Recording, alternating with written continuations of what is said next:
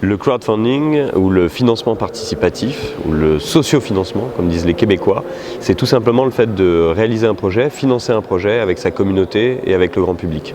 Alors on peut aussi bien financer son projet sur un modèle de don, comme le font les associations, les ONG ou les fondations, la solidarité de manière générale. Vous donnez un projet, vous n'attendez rien en retour, simplement qu'il se réalise, mais ça c'est finalement la forme la plus connue et la plus vieille. Ensuite vous avez le don en échange de contrepartie, les anglo-saxons parle de reward-based. Cette fois-ci, vous allez financer un projet et vous allez donner de l'argent et vous allez attendre une contrepartie en échange. Donc, en général, ça c'est pour les mondes de la création et de l'innovation. Je finance un film et j'ai mon nom au générique. Ou alors j'ai le storyboard à noter du réalisateur. Ensuite, vous avez ce qu'on appelle le peer-to-peer lending. Donc là, c'est du prêt entre particuliers. Donc on peut prêter de l'argent à un particulier ou à une entreprise et on a, dans la majorité des cas, des taux d'intérêt qui nous sont renvoyés par le porteur de projet. Et puis pour finir, on a l'equity crowdfunding. Donc on met cette fois-ci de l'argent dans une entreprise, on rentre au capital de cette entreprise en espérant récupérer des dividendes ou potentiellement en faire une plus-value au moment de la revente de ses parts. Donc vous voyez que le crowdfunding, en fait, cette mécanique de la foule qui finance des projets en circuit court, en lien direct avec les créateurs. Aujourd'hui, on a 4 règles du jeu et 4 règles du jeu qui ressemblent à des produits financiers finalement traditionnels. Mais cette fois-ci, encore une fois, on a ces produits entre les mains et nous sommes autonomes pour pouvoir financer et réaliser nos projets les uns avec les autres. L'avantage d'utiliser KissKissBankBank quand on est dans le monde créatif ou innovant, d'utiliser Hello Merci quand on fait du prêt solidaire ou d'utiliser Lendopolis qui est la 3e plateforme que nous avons lancée il y a 5 mois sur du prêt rémunéré à destination des TPE et des PME, c'est bien évidemment une histoire d'argent, ça sert à lever de l'argent, mais c'est plus une histoire de plébiscite.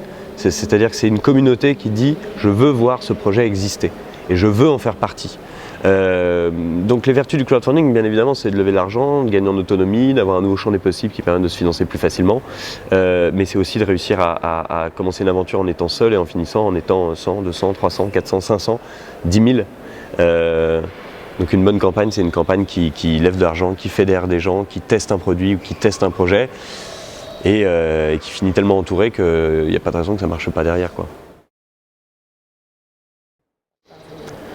On ne peut pas tout financer, bien sûr. Maintenant, vous l'aurez compris, avec du don, ou alors du don en échange de contrepartie, ou alors du prêt solidaire ou du prêt rémunéré, ou de l'equity, avec finalement toutes ces règles du jeu différentes, on peut presque tout financer aujourd'hui, quoi. Ça commence vraiment à prendre une forme où on peut aller de son permis de conduire en utilisant Hello Merci, de son film ou de son album en utilisant KissKissBankBank, et puis le financement de son entreprise en utilisant Lendopolis.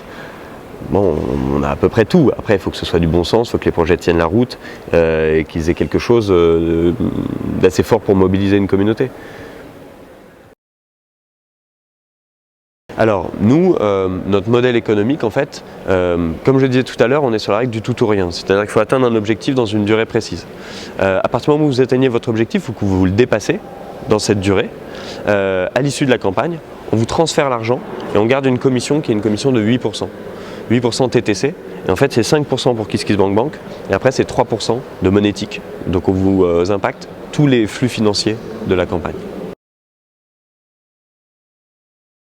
Les projets voués au succès, très souvent, il y a la règle du tout ou rien. C'est-à-dire qu'on fixe un objectif financier et on doit atteindre cet objectif ou le dépasser pour récupérer l'argent. Si on n'atteint pas l'objectif financier, tout le monde est remboursé à l'issue de la campagne. Donc, s'il y a un point clé pour réussir une campagne, c'est déjà en fait d'avoir bien paramétré l'objectif à atteindre et que cet objectif soit en cohérence avec la taille de sa communauté. Si on n'a que 3 personnes qui nous suivent sur Twitter et qu'on veut 1 million d'euros, ça va être difficile. Donc ça, c'est le premier élément. Ensuite, c'est la bonne présentation du projet, c'est un projet qui donne envie de raconter une histoire aux gens et puis d'avoir des contreparties qui sont super chouettes quand on est sur KissKissBankBank, et puis derrière de faire campagne. De faire campagne, c'est-à-dire d'animer sa campagne, d'animer sa communauté pour qu'ils aient envie de vous soutenir. Plus vous donnez, plus vous recevez.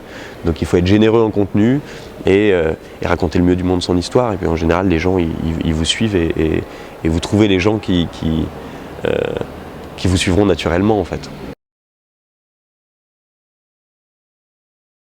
L'intérêt, c'est de tester son projet, voir si son projet a de l'intérêt. s'il touche des gens, s'il touche en tout cas la cible qu'on veut atteindre.